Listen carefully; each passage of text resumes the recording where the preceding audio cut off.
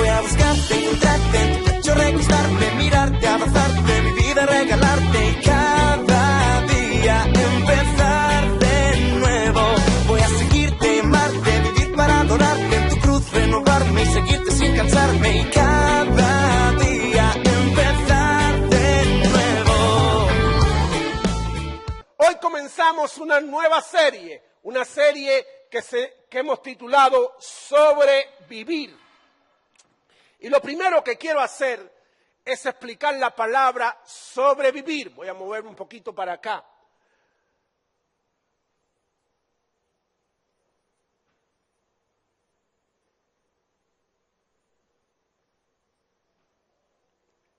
Porque esta palabra es una palabra compuesta. Siempre que pensamos o escuchamos esa palabra, ¿qué viene a nuestra mente? Salvado, rescatado, en algo en lo cual uno estaba en peligro y fue salvado y fue rescatado. Pero esta palabra está compuesta por sobre, que significa encima, y vivir. Y Dios quiere que tú sobrevivas por encima de las circunstancias.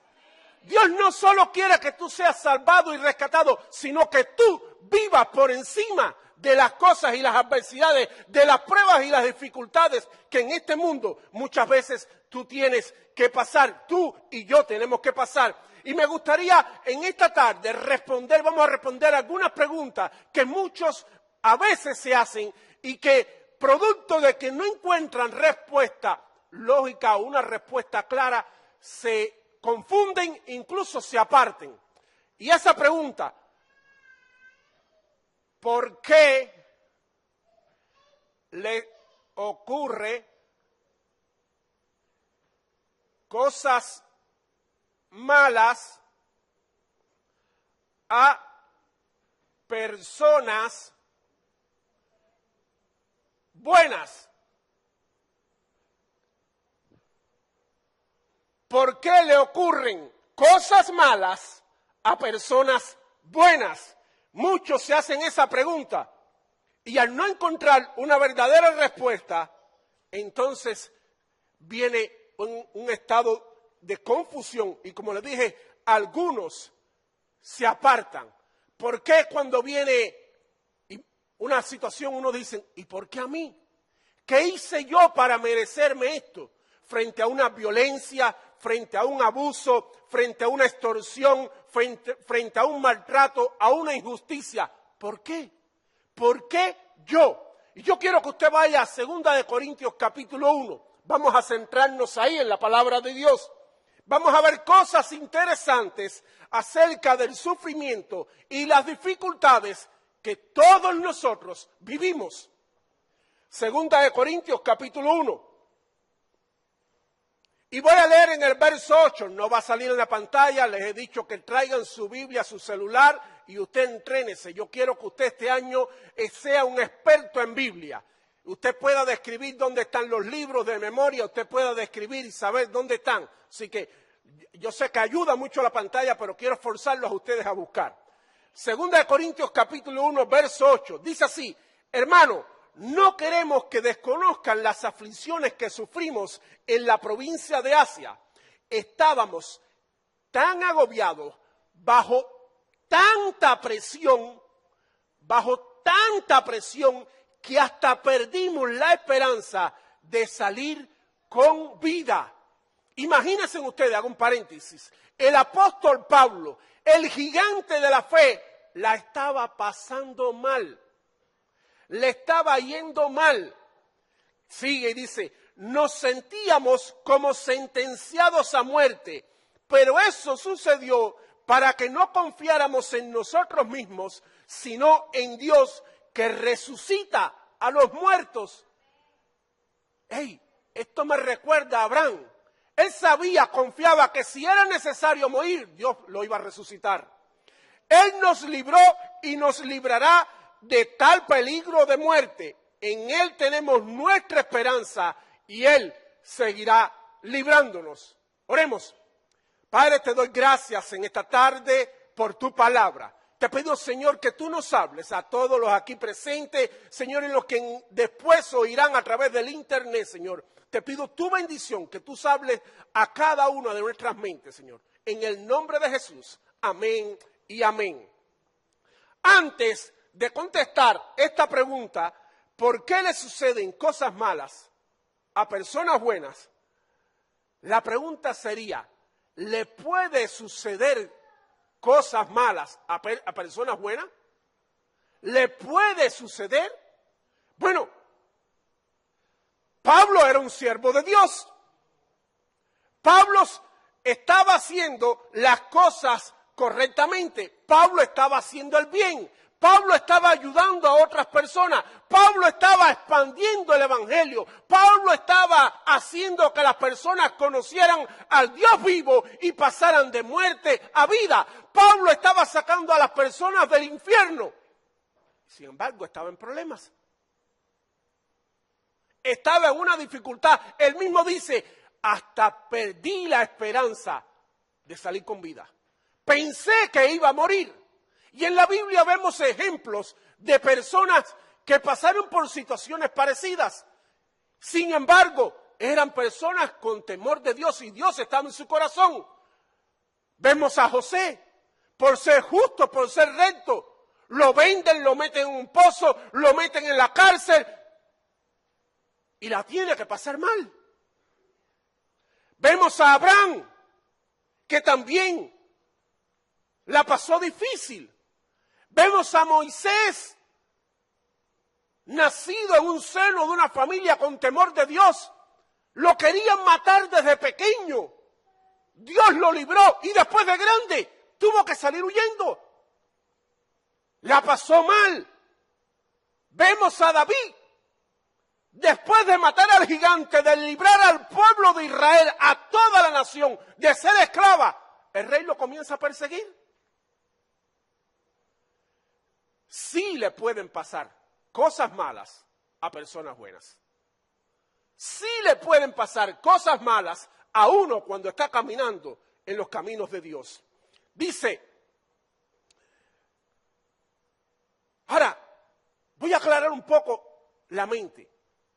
¿Quién escogió a Pablo para ser apóstol? ¿Quién separó a Pablo y le dio la misión para la cual él estaba haciendo en este momento en que su vida estaba en peligro? El versículo 1 del capítulo que estamos leyendo, mismo capítulo 1, el verso 1 dice, Pablo, apóstol de Jesucristo, por la voluntad de Dios, y Timoteo, nuestro hermano, a la iglesia de Dios que está en Corinto y a todos los santos en toda la región de Acaya, que Dios nuestro Padre y Señor Jesucristo le conceda gracia y paz. El Dios de toda consolación, alabado sea el Dios y Padre de nuestro Señor Jesucristo, Padre de misericordia y Dios de toda consolación. Ese mismo Dios era el que había escogido a Pablo para ser apóstol. Ese mismo Dios lo escogió para ser apóstol y por estar haciendo la voluntad de Dios, ahora estaba en problemas. Muchos dicen, estoy enderezando mis caminos. He puesto todas las cosas ahora en orden. Mi negocio ya está en orden. Ya no compro nada robado. Ya no vendo nada robado. Ya todo está en orden. Tengo mis finanzas en orden. Estoy leyendo la Biblia. Estoy instruyéndome. Estoy guiando a mi familia. Comencé a diezmar la semana pasada con la pastora Mari. Y ahora me viene y me pasa esto. ¿Por qué? Pablo, quiero decirles que se metió en problemas por hacer la voluntad de Dios. Pablo estaba en peligros por hacer la voluntad de Dios. Y a muchos esto le crea una contradicción. Y dicen, si Dios está en uno, todo me debe ir bien. Todo debe ser color de rosa. Yo pido y las cosas caen, yo me siento y los billetes de a 100 vienen. Algunos piensan que es así. Ahora, quiero que sepas, te des cuenta que a Pablo le fue difícil por hacer su voluntad. Proverbios capítulo 24 y verso 16, y ya vamos creando las bases, nos dice algo importante. Dice, Porque 7 veces podrá caer el justo, pero otras tantas se levantará. Dice que se levantará. Los malvados, en cambio, se hunden en la desgracia. Y este texto me habla de 2 condiciones. Justos y malvados. Y me dice que el justo podrá caerse, pero se levanta. Se nos olvida que el camino del justo es bendición. Se nos olvida que el camino del justo es ir hacia arriba.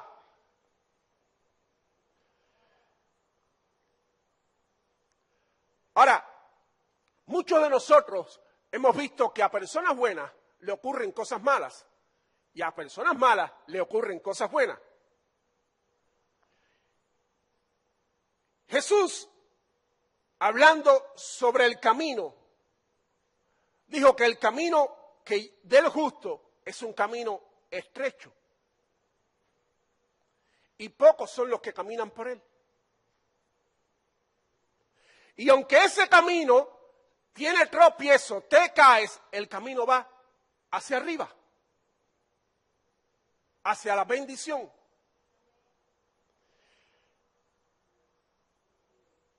Ahora, el camino del malo, ¿qué dice? No dice si se cae o no se cae, pero dice que es para maldición. Hoy el mensaje es tipo clase. Es bien ilustrativo, si se han dado cuenta. No dice si el malvado cae o no cae, pero sí dice la Biblia que su final es maldición. Ahora, yo pregunto, ¿para qué tú quieres un camino fácil? Dice Jesús, hablando de este camino, que es ancho. Y muchos van por él.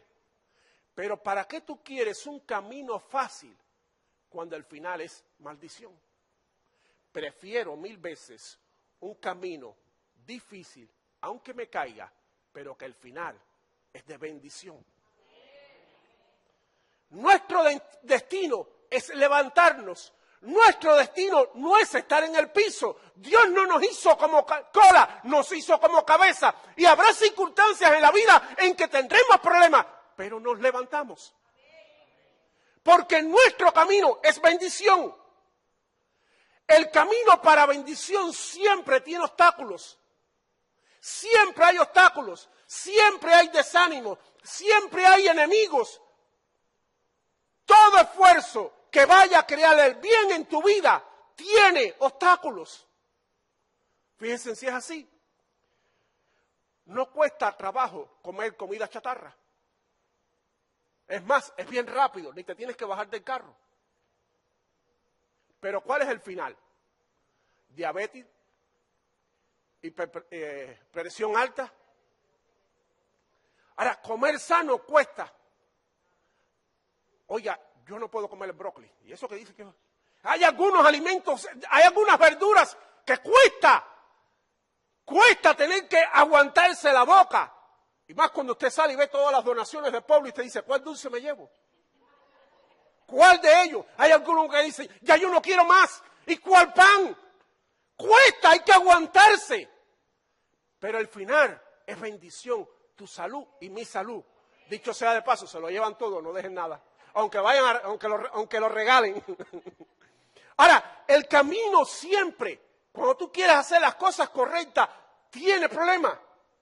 En Cristo Jesús, los resultados de nuestra vida son bendición. Son bendición. Le suceden, sí, cosas malas a personas buenas, sí le suceden cosas malas a personas buenas. Ahora, en vez de preguntarnos por qué le suceden cosas malas a personas buenas, ¿por qué no cambiamos la pregunta y lo dejamos en qué? ¿Qué? ¿Qué hay de esto? ¿Para qué es esto? ¿Qué voy a recibir de esta aflicción, de esta prueba? Mire, la Biblia nunca te dice por qué te pasan las cosas. La Biblia te dice cómo tú tienes que actuar en cada cosa. Pero nunca te dice por qué te pasan las cosas. Tu hermano pecó contra ti. La Biblia no te dice por qué. Dice, ve y perdónalo. Ve y perdónalo. No te dice por qué. Ahora, ¿por qué no cambiamos y preguntamos por qué ocurre en vez de, y cambiamos y, ¿qué hay detrás de esto? ¿Qué voy a recibir? ¿Qué bendición hay detrás de esto? Y yo quiero que ahora prestes atención a algunas bendiciones que hay en las dificultades, porque aunque tú no lo creas, y yo tampoco muchas veces lo pueda ver, o no lo veía, detrás de cada prueba, de cada dificultad, hay bendiciones, lo que hay que saber mirarla.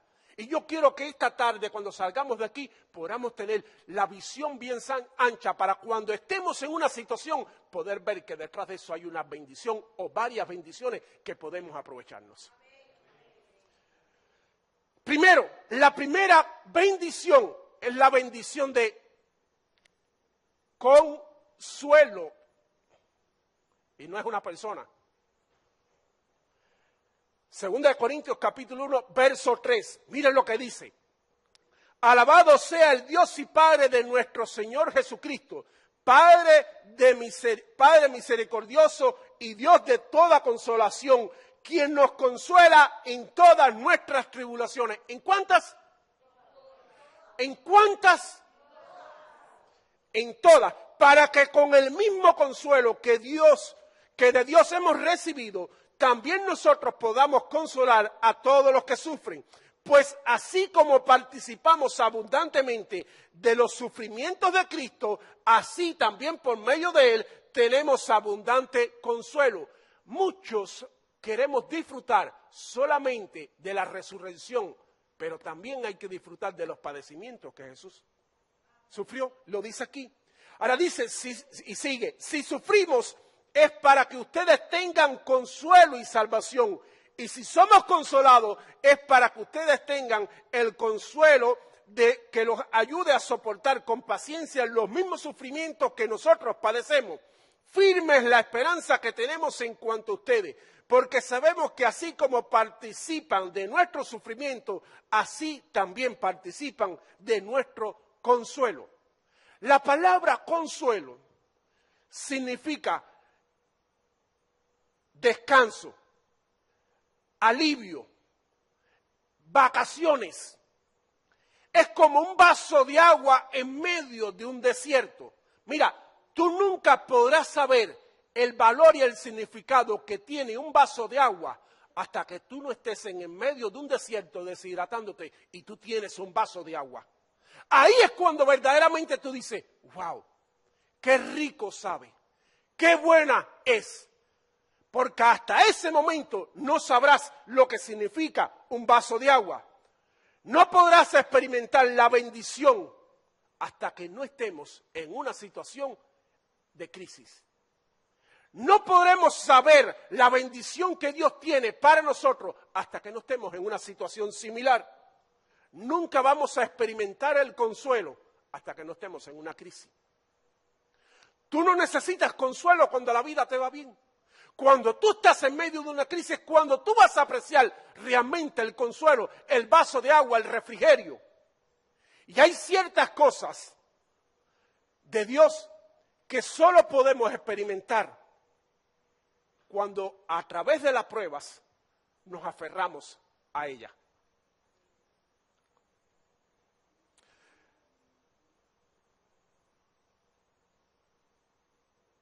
El viernes hizo 15 años en que mi hijo mayor, que está ahí atrás, le dieron 2 balazos. Uno de ellos en la cara. Y usted no sabe lo que se siente cuando usted recibe esa noticia.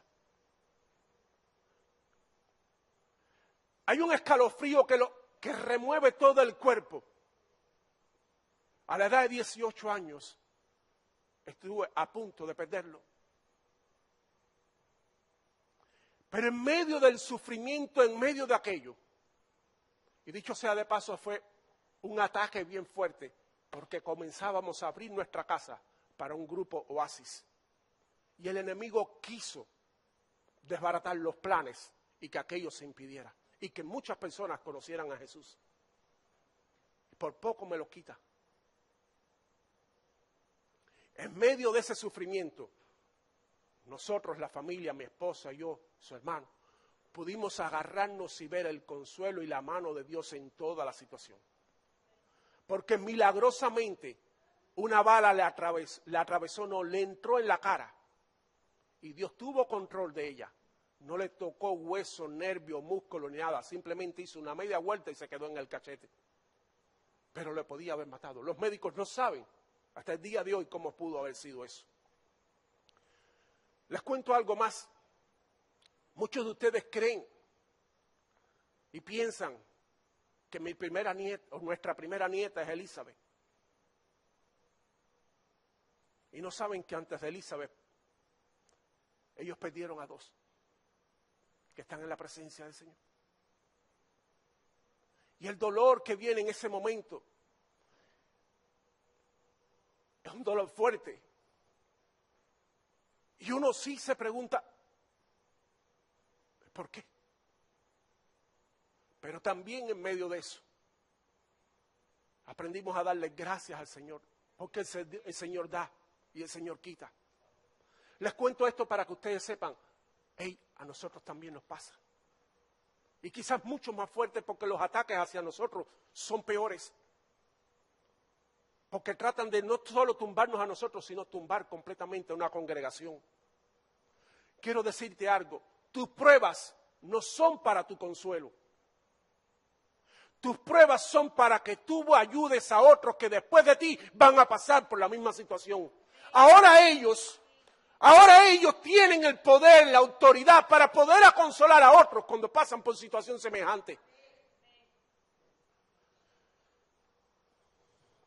Otra de las cosas que produce es que nos volvemos puntos de referencia para la gente que está pasando por pruebas similares. Así como un futbolista famoso es referencia para un niño y dice, yo quiero ser como Messi, como Cristiano. Así cuando tú estás pasando una prueba y otros ven que tú la sobrepasas, que tú la superas, dicen, él se mantuvo firme, él no cayó, él no pecó, él no se doblegó, yo también puedo. Denles aplauso al Señor.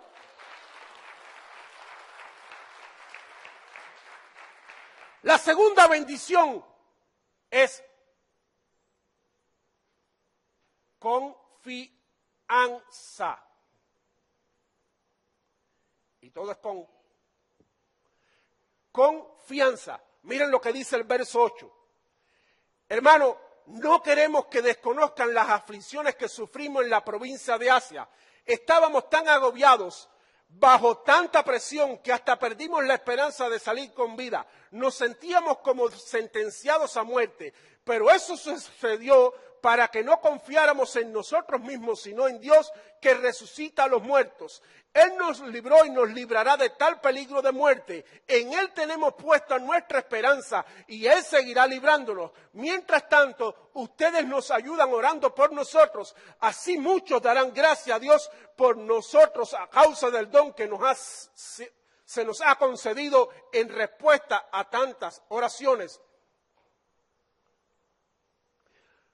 No sabemos que podemos confiar en alguien hasta que tenemos que confiar en alguien. Usted no sabe que usted puede confiar en una persona hasta que las circunstancias de la vida te llevan a confiar en esa persona. La primera vez que le di el carro a mi esposa para que manejara, la confianza. Quiero decirles que yo dejé el trabajo y me paré en la esquina sin que ella lo supiera para mirar. Iba a la escuela a buscar a los muchachos. Y hago un paréntesis, dicho sea de paso, si usted va a enseñar a su pareja, no espere a casarse porque no va a tener paciencia. Hágalo de novio. No lo cogieron. Pero yo me recuerdo que no había, yo estaba trabajando, yo no podía con todas las cosas, le dije, coge el carro, toma otro carro y ve a buscar a los niños a la escuela. Y yo todavía, me paro en la esquina a mirar a ver cómo iba. Pero ya después de eso uno toma confianza. Entonces, uno no aprende a tener confianza hasta que no tienes que atravesar una situación. No sabes que realmente puedes confiar en alguien hasta que no estás obligado. Y tú y yo no aprendemos a confiar en Dios hasta que no estamos obligados a confiar en Dios. Hasta que la vida no nos lleva a una situación, porque estamos acostumbrados a tener todo bajo control. Queremos tener el matrimonio bajo control, la familia bajo control, el negocio bajo control, la finanza bajo control. Pero cuando viene una situación y no podemos más, le decimos, Señor, allá, tómalo tú porque yo no puedo más. En esas situaciones cuando decimos, ya, no puedo más, tómalo tú, Señor. Pablo dice, habíamos perdido la esperanza de vida. Y fue entonces, hasta ese momento él pensaba que él podía. Miren, déjenme decirle algo. Pablo era una persona hiper, super, macro, valiente. A Pablo no le amedrentaba cualquier cosa. Así que para que Pablo haya escrito esto, tiene que haber sido una situación bien difícil. Como dice, tanta presión que no pudo más. Porque a Pablo no se la amedrentaba fácilmente. Le dieron palo, le dieron látigo, le dieron pedradas y él seguía adelante, se levantaba. No era cualquiera. Al perder un ser querido, sentimos que no vamos a sobrevivir, que eso es demasiado, que no podemos. Pero cuando descansamos en el Señor, le decimos, Señor, tú vas a restaurar mis sentimientos, tú me vas a devolver alegría, yo sé que no voy a olvidar, pero yo confío en ti. Y entonces el Señor comienza a restaurar. Y yo te digo, ten confianza en Dios. Mi Dios resucita muertos, mi Dios salva, mi Dios sana. Lo hemos visto aquí y hay otros testimonios más que voy a presentar en otro domingo. Dios sana. Dios es real. Dios no es un muñeco en una pared. Dios es una persona viva que vive en tu corazón y en mi corazón, que tiene el deseo y el poder para hacer las cosas nuevas. Y la tercera bendición es conciencia. Y sigo con las con. Tremendo mensaje. No se les va a olvidar. Consuelo, confianza, conciencia. Quiero que vean este verso que muchas veces no nos damos cuenta, no se lee junto y está enmarcado en el mismo patrón. El verso número 12, en el griego está unido. En el griego no hay separación como muchas veces aparece en nuestra Biblia, que hay una separación con un subtítulo. No, está unido a lo que estábamos leyendo a continuación. Dice así, para nosotros el motivo de satisfacción es el testimonio de nuestra conciencia. Nos hemos comportado en el mundo y especialmente entre ustedes con la santidad y sinceridad que vienen de Dios. Nuestra conducta no se ha ajustado a la sabiduría humana, sino a la gracia de Dios. Pablo dice, fui consolado, adquirí confianza, pero tengo mi conciencia limpia, que yo no hice nada indebido, que yo no pequé, que yo no tomé atajos, que yo me mantuve firme haciendo la voluntad de Dios. Es en una prueba donde tu fe y mi fe es puesta a prueba. Es en una prueba donde tu santidad y mi santidad es puesta a prueba. Es en una prueba donde tus valores y tu integridad y la mía son puestos a pruebas. Y Pablo dice, nada de eso me hizo caer. Nada me hizo perder el foco. Yo no tomé atajos. Yo no hice nada indebido. Mi conciencia está tranquila, está bien. Miren, les voy a contar algo. Hace 2 semanas atrás supe de la enfermedad de la mamá de una persona que hace unos años atrás se dispuso, se preparó y orquestó una gran calumnia sobre mí. Muchos saben a lo que me estoy refiriendo. Esa persona se paró a decir cosas que yo, supuestamente, le había ofendido. Todo para difamarme y todo para bajar mi estima y hacerme daño. Hace 2 semanas supe de una gran enfermedad en su mamá. ¿Saben lo que yo hice? Tomé el teléfono y lo llamé. Él se sorprendió cuando oyó mi voz, cuando supo quién era. Dígale, no te preocupes. Yo no te reprocho nada. Yo no te recrimino nada. Todo está bien con Dios. Quiero que sepas que te estoy llamando porque me ha dolido saber lo que he escuchado.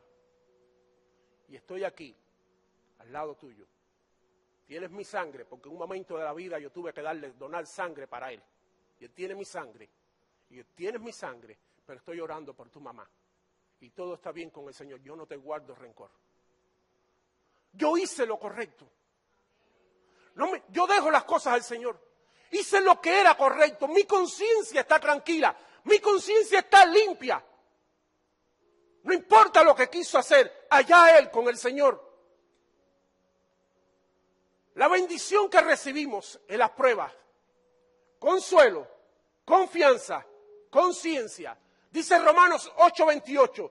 Sabemos que Dios dispone todas las cosas para el bien de quienes los aman, los que han sido llamados de acuerdo con su propósito, porque a los que Dios conoció de antemano, también los predestinó a ser transformados según la imagen de su Hijo, para que Él sea el primogénito entre muchos hermanos. A los que aman a Dios, todas las cosas ayudan para bien. ¿A cuál bien es ese? Pero ¿a qué bien? A todos, sí, a esas personas, a todos los que aman a Dios, pero ayudan para bien. ¿Cuál bien? El verso 9 dice, para que seamos a la imagen de Jesús. Ese es el bien. El bien. Ayudan para nuestro bien, no para que sigas igual. Ayudan para tu bien, para que tú reflejes a Jesús. Yo le decía a Jesús, y valga la redundancia, cuando me contaba el testimonio, dígole, dale gloria a Dios, y esto es para que sea de testimonio. Cuéntalo, cuenta las grandes cosas que Dios ha hecho contigo. Cuéntalo. No preguntemos más, ¿por qué? ¿Por qué tengo que pasar? ¿Por qué me pasa a mí esto? Cambiemos, vamos a sobrevivir. ¿Qué voy a sacar de esta aflicción? ¿Qué voy a sacar de esta dificultad? ¿Qué voy a sacar de este problema? ¿Qué bendición? ¿Cuántas bendiciones voy a recibir? Voy a poner algunos ejemplos y termino. De quizás cosas en las cuales te pueden pasar. Empezaste a perdonar y ahora más personas te critican. Más te empiezan a lastimar y empiezan a hablar de ti a espaldas. Y dice, ¿y por qué ahora? Si ahora yo estoy perdonando, ahora yo estoy haciendo las cosas bien. Ahora quiero que cambies. Y di, ¿qué bendición voy a recibir de esto? Voy a ser consolado, mi confianza va a crecer, mi conciencia va a estar limpia. ¿Qué tengo que hacer? Perdona. Y sigue adelante, sigue bendiciendo. No preguntes más por qué, sino qué el Señor me va a dar. ¿Qué voy a recibir detrás de esto? Segundo ejemplo, empezaste a diezmar, empezaste a ofrendar, empezaste a poner tus finanzas correctamente. Y ahora tus finanzas están temblando. Y ahora te va más mal que antes. Y tú dices, ¿pero cómo es esto? ¿Qué tengo que hacer? No por qué, no, métete con el Señor. Métete de rodillas, vete a la presencia del Señor, confía en Él, serle fiel a Él, porque de lo contrario sería robarle a Dios en su tiempo. Él te va a levantar y te va a dar más que antes. Y se los puedo dar por testimonio, pero no es el momento. Tercer ejemplo. Empiezas a tratar bien a tu familia. Empiezas a tratar bien a tu esposo. Muchas esposas saben lo que estoy hablando. Empiezas a tratar bien a tu esposo y ahora es cuando más te critica, cuanto más te dice cosas.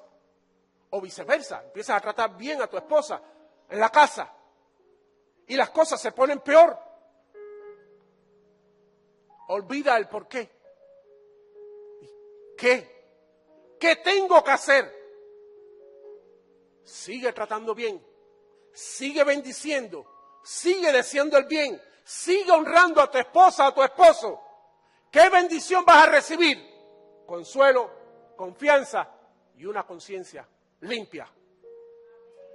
Y termino con este último. Pusiste en regla tu negocio. Ya no estás robando, ya no estás haciendo nada indebido. Y ahora viene una auditoría del IRS. Tú dices, ¿pero cómo es posible? Ahora que estoy haciendo las cosas bien. ¿Por qué? No más por qué. Señor, ¿qué tú me vas a dar? ¿Qué hay detrás de esto? Consuelo, confianza, conciencia.